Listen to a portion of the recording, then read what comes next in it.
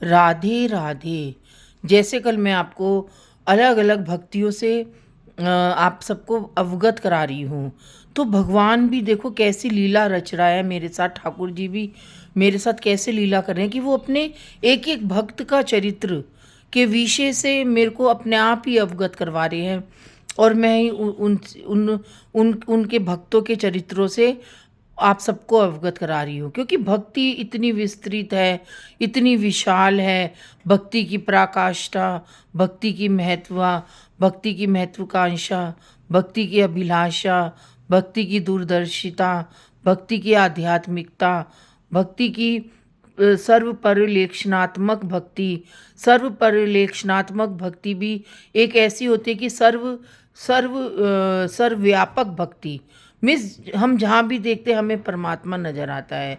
हम सुख में भी परमात्मा नज़र आता है, दुख में भी परमात्मा नज़र आता है, अच्छे में भी परमात्मा नज़र आता है और बुरे में भी परमात्मा। सर्वपरिलाक्षणात्मक भक्ति एक ऐसी भक्ति है कि जिसमें हम सर्वस्व अपना परमात्मा के प्रति अपना सर्वस्व न्यौछावर कर देते हैं और परमात्मा भी अपना सर्वस्व हमारे अंदर न्यौछावर कर देते हैं। हम उसको महसूस करते हैं, हम उसको अनुभूत करते हैं, क्योंकि आज जब जैसे जैसे कलयुग बढ़ता जा रहा है, लोग माया रूपी तत्व के पीछे ज़्यादा भाग रहे हैं। और जो एक पवित्र भक्ति है, बगैर माया के भक्ति करो, तो हमें सिर्फ माया के साथ नहीं भक्ति करनी चाहिए, हमें भक्ति माया से परे होकर करनी है।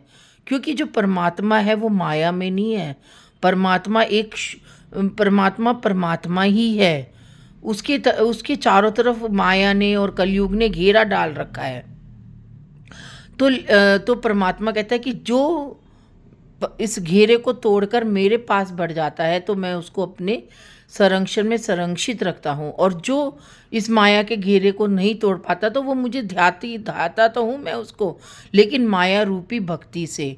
वो सिर्फ मेरी भक्ति में आने के लिए क्या देखता है, सिर्फ माया देखता है। माया के द्वारा वो मेरे को देखता है, माया के द्वारा मेरी भक्ति को देखता है और माया से ही मुझे ध्याता है।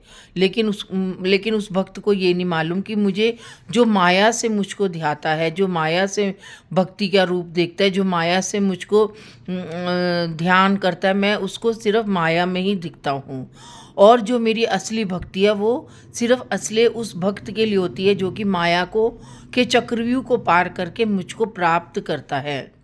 आज हम इस कलयुग में चाहे कितना ही बड़ा पंडाल लगा लें, चाहे कितनी वैभवता से कोई प्रोग्राम कर ले, तो लोगों को लगेगा कि अरे ये तो बहुत ही कितना अच्छा वैभवशाली है, कितना पैसा खर्च कर रहा है। लेकिन उसको ये नहीं पता होता कि ये सिर्फ माया के लिए कर रहा है, माया को पाने के लिए कर रहा है। उसका सिर्फ एक ही होता है कि मैं किसी तरीके से इस माया को प्राप्त कर सकूं और माया रूपी संसार में माया रूपी जो जीव हैं उनको अपने साथ लेकर चलूं। क्योंकि अब जो हमारा जो धर्म है, हमारा हिंदू धर्म है, वो माया में ज़्यादा होता जा रहा है। इधर में माया इतनी बढ़ती जा रही है कि जो एक शुद्ध भक्ति है, वो एक शुद्ध भागवत जी का जो एक औचित्य है, भक्ति का जो एक विश्लेषण है, भक्ति की एक प्रारूपता है, भक्ति की एक प्रागढ़ता है, घनिष्ठता है, तो वो ख़त्म होती जा रही है। और लोग सिर्फ माया के जरिए ही भक्ति को पाना चाह रहे हैं। तो ये आगे जाकर 5-10 साल में, चलो अभी भी लोग द्वापर युग को समझ रहे हैं, सतयुग को समझ रहे हैं, त्रेता युग को समझ रहे हैं, लेकिन आज से 10 साल बाद लोग कलयुग को ही समझेंगे। क्योंकि जो ये जो कलयुग हैं, द्वापर, त्रेता, सतयुग, ये अपनी महत्व कम होती जा रही है इनकी, और कलयुग की महत्ता ज़्यादा होती जा रही है।